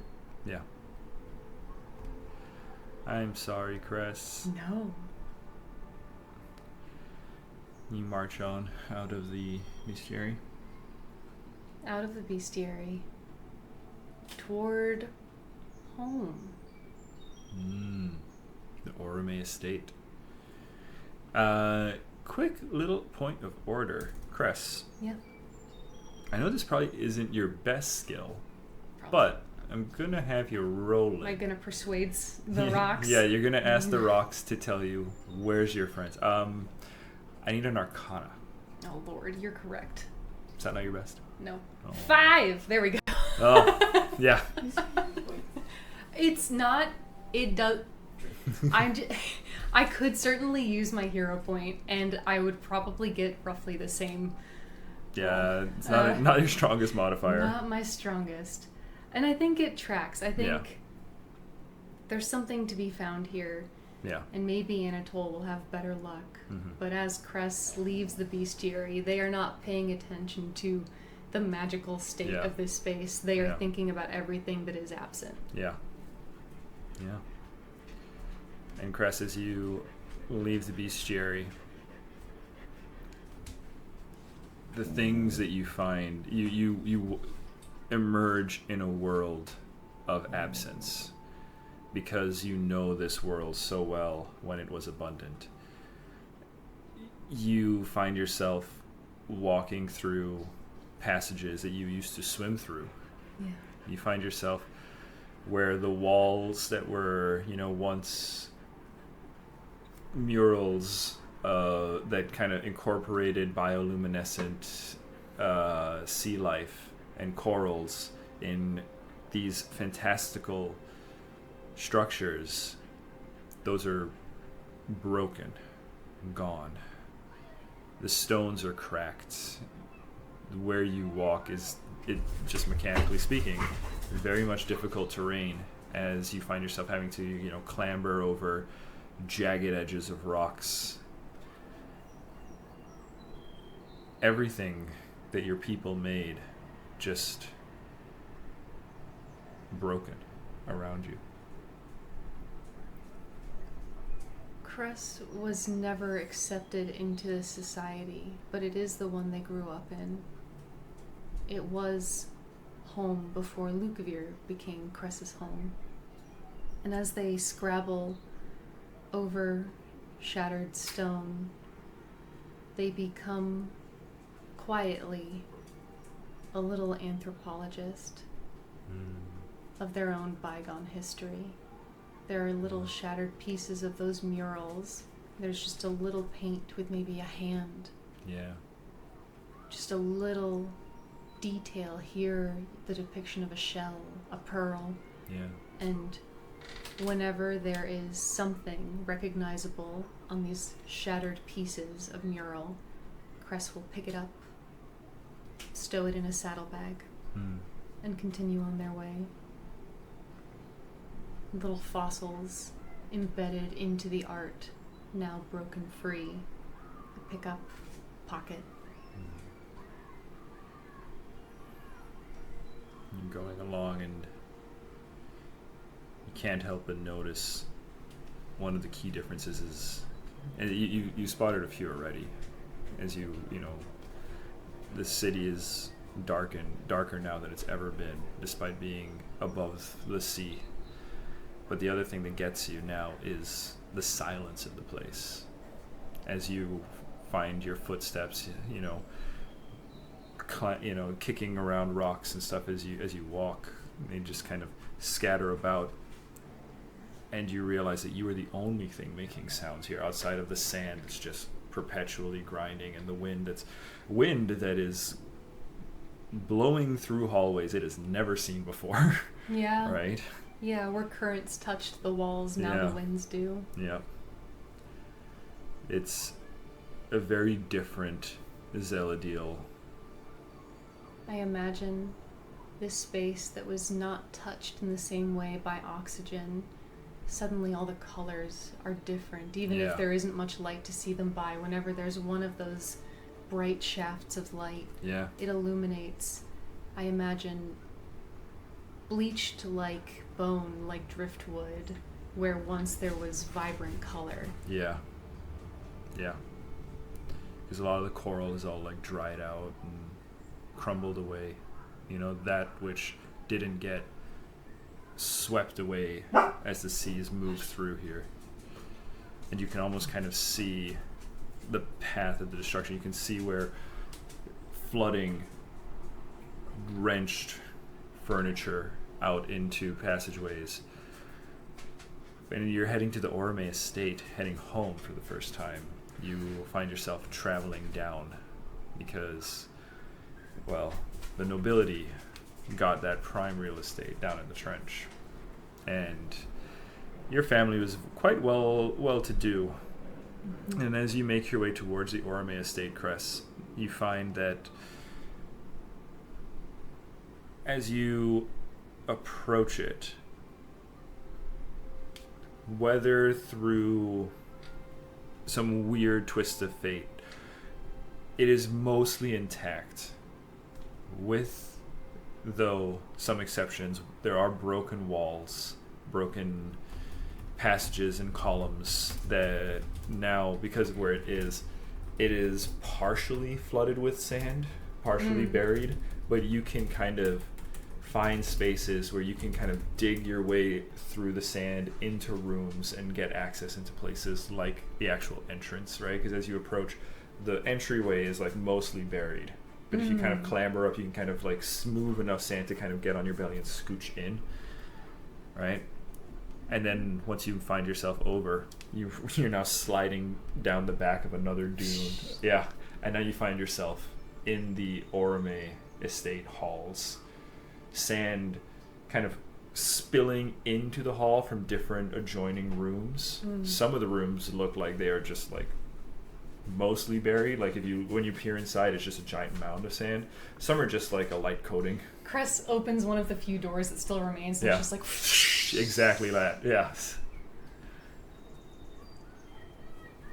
It's been so awful to see what's been destroyed.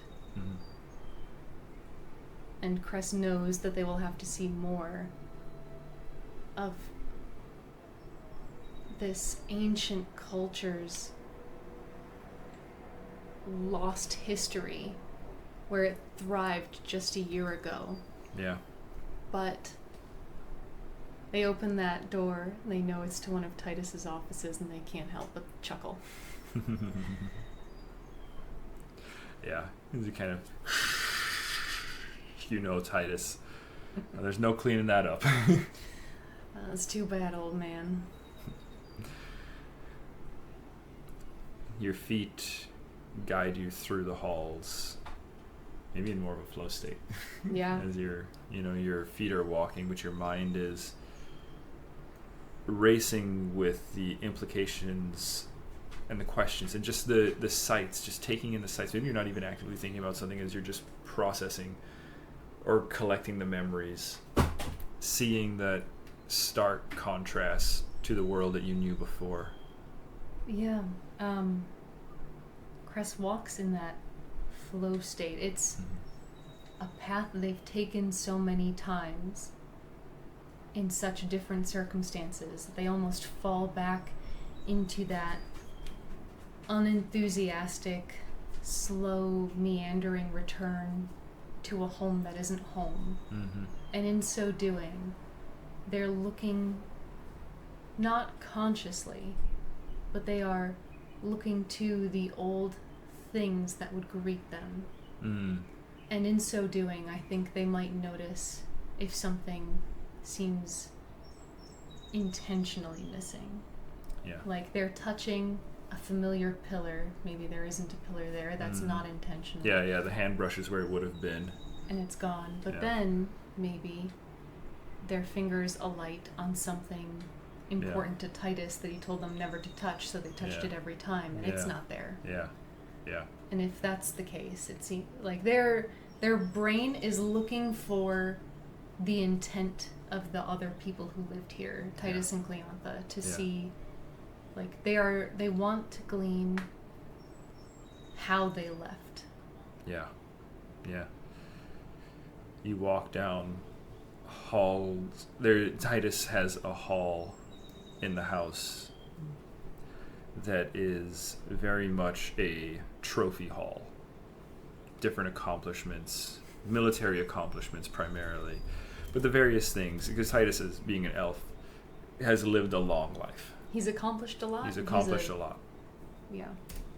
A decorated veteran. Yes.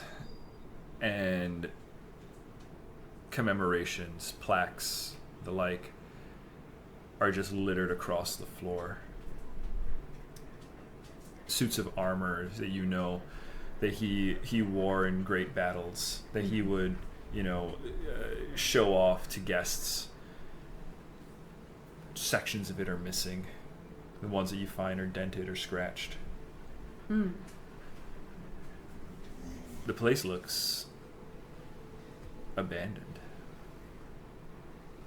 And when you say that pieces of the armor are missing, does it seem like they were, like, are there other pieces there? Does it seem like it was intentionally... No, more that the seas or the sand, something broke it off of whatever stand it was on, and now they're just kind of scattered. Maybe like a leg fitting is still kind of holding place or something. It's not like, the important piece was taken from this, maybe Titus put it on, maybe he intended to use it. No. I would say, as you were investigating and kind of moving, rather than asking for a check here, I'm going to say you know your family pretty well. There are certain precious pieces of their lives that they left here. Yeah.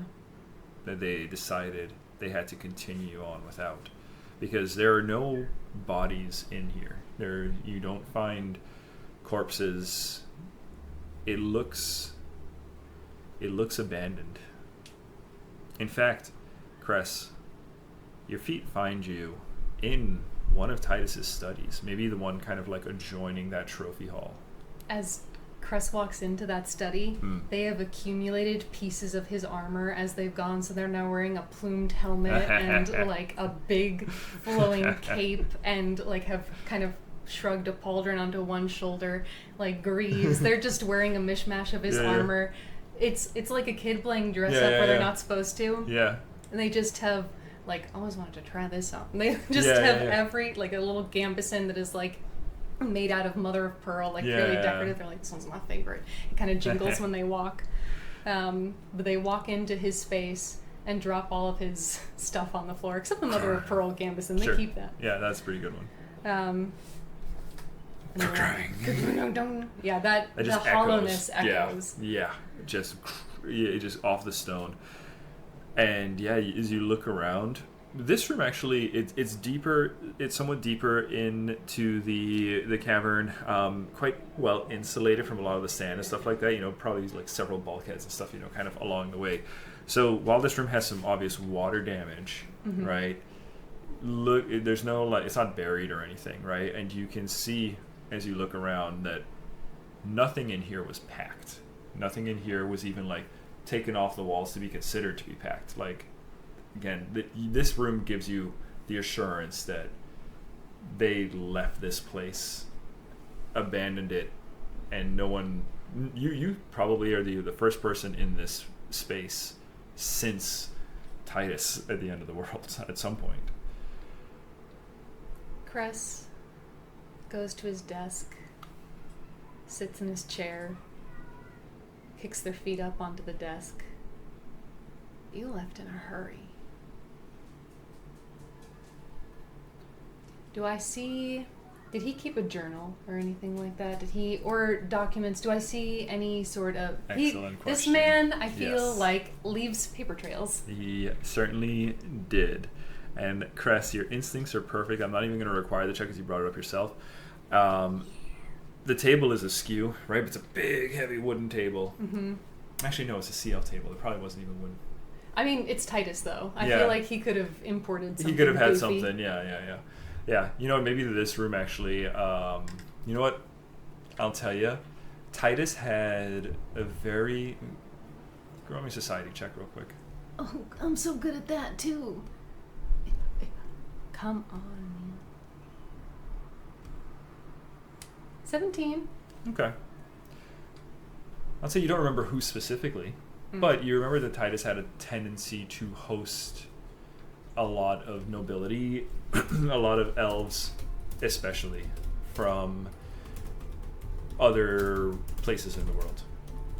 Like Titus was a military man, and not a diplomat, but he certainly seemed to befriend nobility. So, as you were looking through the documents, you do find something, and I'll text you the entirety of this letter. Okay. But it is a letter, and I'll give you some of the key excerpts. The letter, first off, as you are kind of scanning through the different things, this one catches your eye because it says, the monarch's invasion was earlier and thus far more devastating than anticipated. Oh, bitch. I am tempted to agree with you that had the late King Iusis the good sense to endorse your mission to the North Seas, we may have gathered the information to properly prepare. Wait, sorry. If Iusis had been wise enough? Yeah, to endorse your mission to the North Seas. So now you... And the one you found, the request, was very much to Anatole, not his father. This is referencing the late King Iusis. Yeah. You claim this successor to the throne will be more easily swayed to our purpose. I sincerely hope that is the case.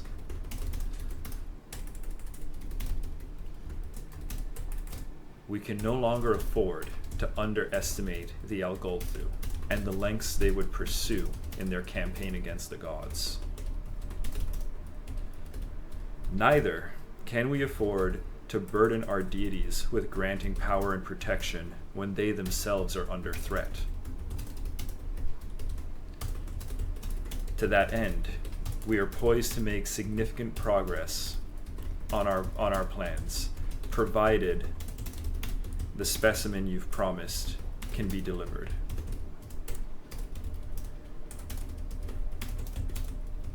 Signed. Doriander Elwins. I know an Elwins. You know an Elwins. Not coriander. I spelled coriander. Okay. Okay.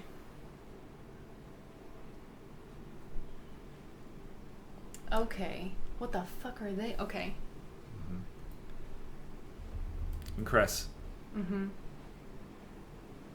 What's your... Let me pull up my dice roller real quick here. What is your society modifier for me? Plus fucking 3. It's bad. It's bad out here. What is the city also that Luna's from? I know the name of it. I'm just blanking. Azafast. And then right now it's New Azafast. Yeah. Okay. Well, and the New Azafast is yet to be announced, but it will be. It is soon. Sorry, That's okay. I don't know that. Okay. That's okay. So Azafast has been communicating with Titus for a while. Mm-hmm. Yes. And in so doing, you're on it. They have continually tried to take an expedition to the North Sea, poised at targeting the Algolthu. The Algolthu. And obviously, Azafast is a big old god city. I didn't write it down because I was trying to type fast. I can. Cress, you literally have the letter in your hand, so yeah, whatever. You can reread this as many times as you want. Yeah. Am I allowed to look? Yeah. Okay. I'll just give you. So, they're not wanting to use their god's resources to pursue the Algolthu? Correct. Looks like they're looking to take matters into their own hands. Stupid. Okay. Rather than rely on their god's power, they want to help the gods without relying on the gods. I heard that one before. Okay. You sent it to me? No. Sorry. No, you're good. Let me see here. I gotta do Control-C. I have Discord on this. Yes, I do. Okay. I'll double check that Mark's invasion was earlier and thus far more devastating than anticipated.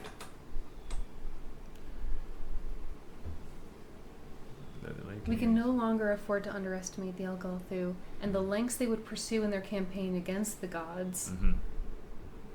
As far as I know, they're only aimed at Thadril. Correct. That was their statement of purpose. Correct. Neither can we afford to burden our deities with granting power and protection when they themselves are under threat. To that end, we are poised to make significant progress in our plans. Provided the specimen. Okay. Specimen's important. Titus promised Azafast a specimen. Yeah. That would be useful fighting the Algolthu. Yep.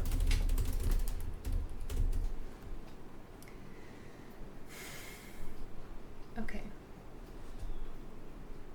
So clearly they think that the North Sea also has an access point to the Algolthu.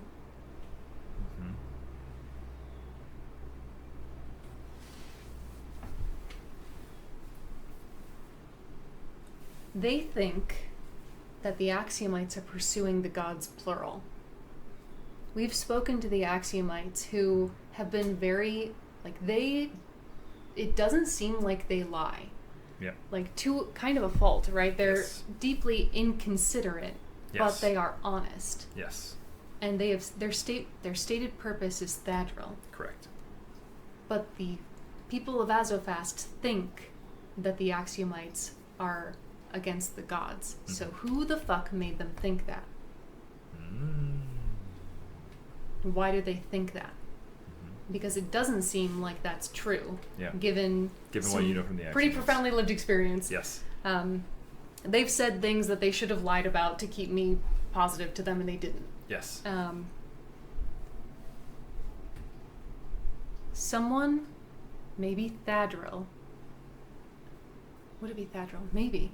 Someone is using the Azofastians and their resources, and Titus by extension, to combat the Algolthu.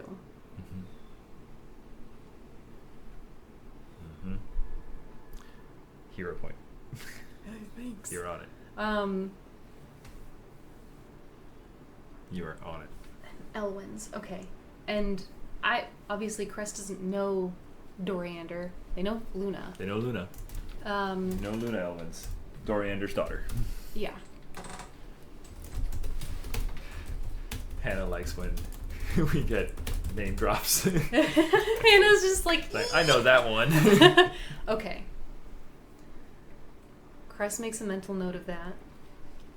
Obviously. Oh, they're taking this letter. Yeah. They are going to comb through this space to find any other letters, either with this handwriting or any. They want all of his correspondence. Okay.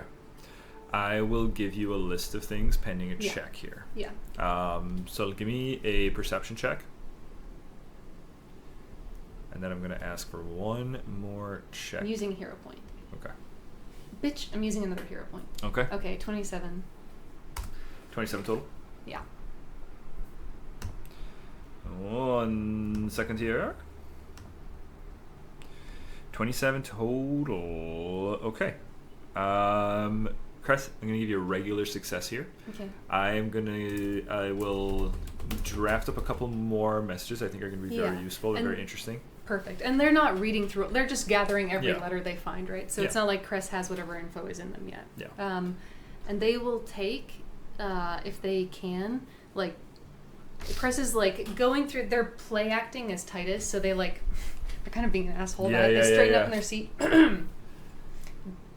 Disappointed in you. And then they they open a drawer where a ledger is kept to see if it's still there. They're like going through his motions and collecting his shit. They want all of his intel. I need you to roll me a medicine check now. Medicine. Okay. Where the fuck? Oh, you're my best stat. 36. Okay. 36 is an excellent roll. Depressingly. Sorry. Here's the thing. Cress, as Titus is an individual of multiple interests. Mm-hmm. Not only is Titus a famed military leader, you know that he's something of a man of science.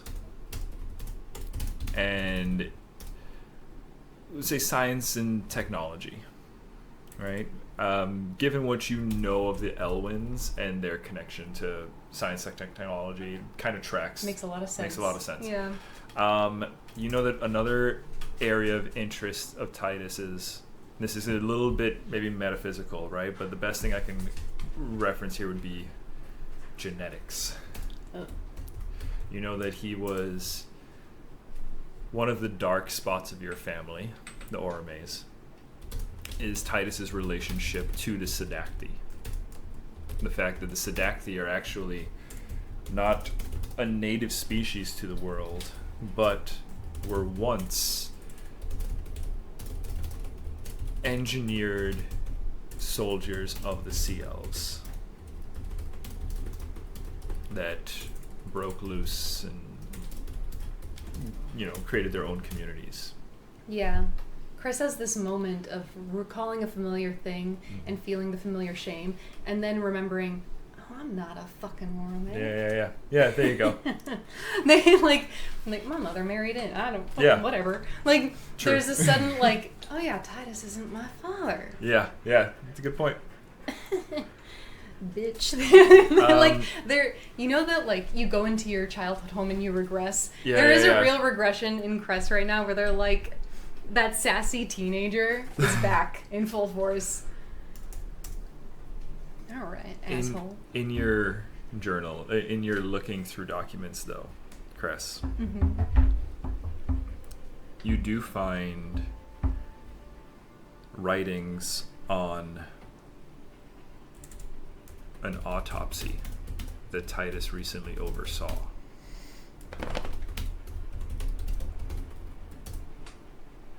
The name of the person is what caught your eye. Yeah. As you see Lucavir's name on the page. And Titus's notes about what he learned about Nephilims, which are 2e's version of Ismers. That glib, tone and attitude vanishes. Cress remembers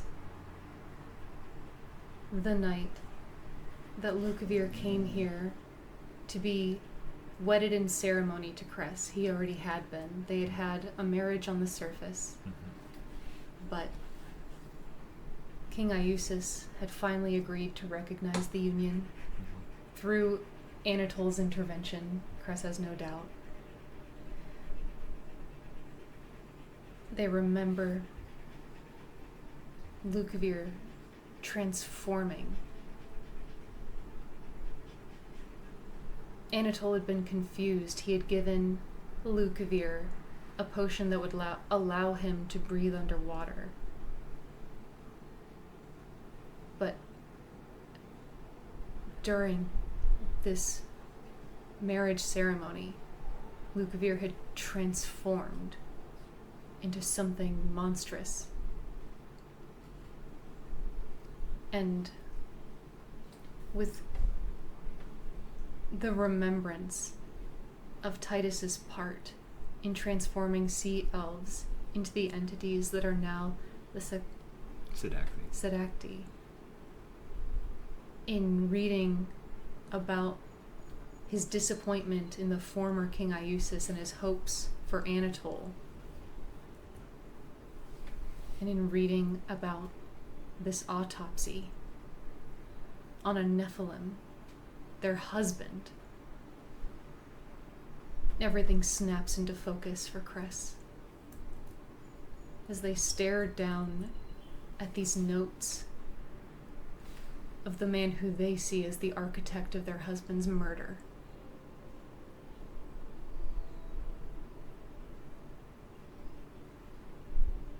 Anatole blamed himself for Lukavir's transformation. He didn't understand it.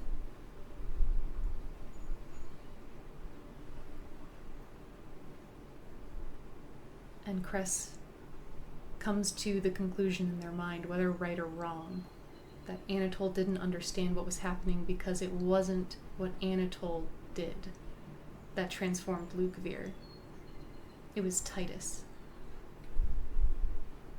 That Titus wanted King Iusis dead, that he wanted a Nephilim, that he wanted a specimen capable of affecting the Algolthu without bothering the gods. And what is a Nephilim but the god-touched living upon the world? He knew that the monarch was coming.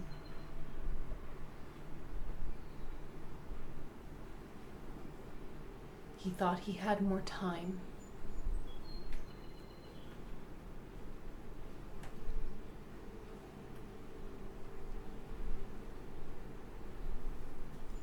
Cress circles the desk, picks up the helmet that they wore into this space in that childish attitude.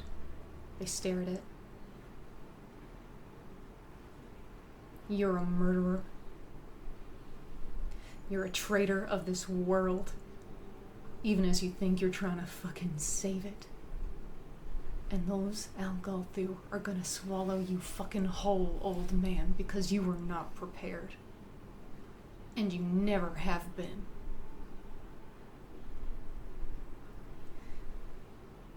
Your downfall is your hubris and your incapacity. And they smash the helmet onto the ground. And I'm gonna fucking kill you if they don't get to you first.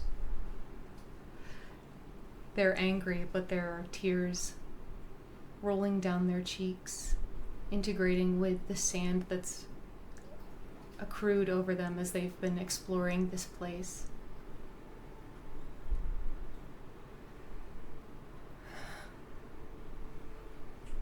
They remember Lukavir's face, his confusion when he started to transform, then his terror and his warning to Cress to run. Cress did not run. They clung to him until he transformed and turned and attacked King Iusis.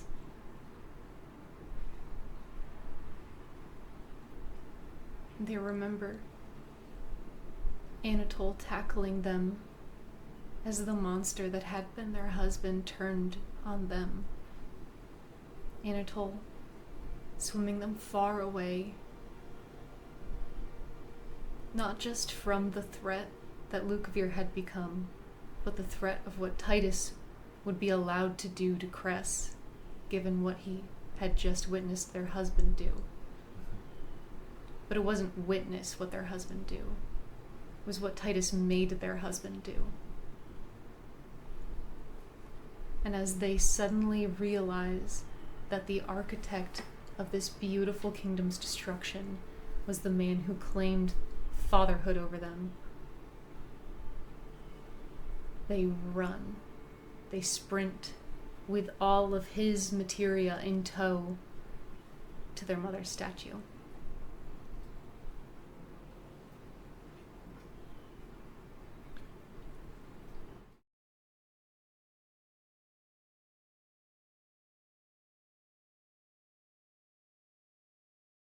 Shh.